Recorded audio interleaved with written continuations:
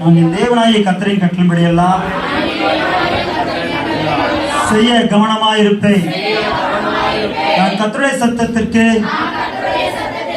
உண்மையாய் செவி கொடுப்பேன். நான் என் பொருளாலும் எல்லா விளைவின் முதல் பலனாலும் கர்த்தரை கனம் பண்ணுவேன். பட்டணத்திலும் ஆசீர்வதிக்கப்பட்டிருப்பேன், வெளியிலும் ஆசீர்வதிக்கப்பட்டிருப்பேன். கர்த்தரால் என் கற்பத்தின் கனியும் என் நிலத்தின் கனியும் ஆசீர்வதிக்கப்பட்டிருக்கும். கர்த்தரால் என் கூடையும் பிசைகிற என் தொட்டியும் ஆசீர்வதிக்கப்பட்டிருக்கும்.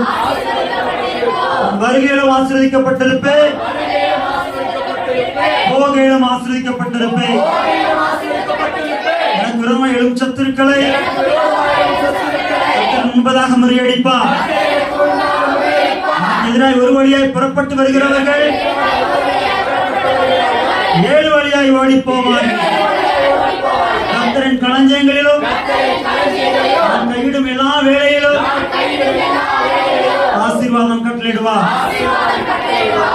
கடன் வாங்காதிருப்பேன், அநேக ஜாதியில் கடன் கொடுப்பேன். கர்த்தர் அப்பத்தையும் தண்ணீரையும் ஆசீர்வதிக்கிறார், வியாதியை விளக்குகிறார்.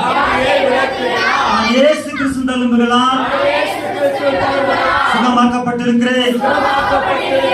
எனக்கு சௌக்கியமும் ஆரோக்கியம் வரப்பண்ணி என்னை குணமாக்கினார். அழகுச்சமாக பிள்ளைகள் கர்த்தரால் போதிக்கப்பட்டிருப்பார்கள், ஒளிவு மரக்கன்றுகளைப் போல் இருப்பார்கள்.